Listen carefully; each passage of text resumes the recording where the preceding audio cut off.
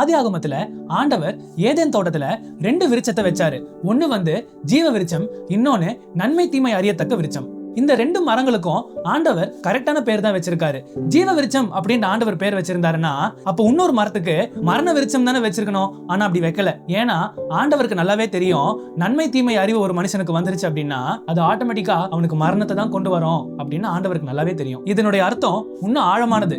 ஏன் அப்படின்னா ஒரு மனுஷன் நல்லது செஞ்சாலும் கெட்டது செஞ்சாலும் அவனுக்கு மரணம் தான். ஏன் அப்படின்னா அவனுடைய சுயநீதியில அவனுடைய அறிவுல நன்மையும் தீமையும் பிரிக்கிறான். ஏன்னா அவன் நன்மை தீமை அறியத்தக்க விருட்சத்தின் கனிய புசித்த ஆதாமுடைய சுபாவத்துல இருக்கான். அப்போ அந்த சுபாவத்துல இருக்கும்போது அவன் நல்லது செஞ்சாலும் மரணம் தான், கெட்டது செஞ்சாலும் மரணம் தான். அதனாலதான் ஆண்டவர் என்ன சொல்றாருன்னா, நீ அந்த ஜீவ விருட்சத்துக்கு நேராக ஓடு, இயேசு கிறிஸ்துவாகிய நான் தான் அந்த ஜீவ விருட்சம் அப்படின்னு சொல்றாரு.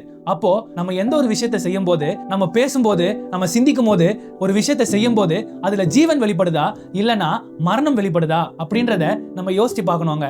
நம்ம எப்பயுமே ஜீவனை தேர்ந்தெடுத்தோம் அப்படின்னா நம்மளால மரணத்துக்கிட்ட இருந்து தப்பிக்க முடியும். இதை குறித்து சிந்தித்து பாருங்களேன்.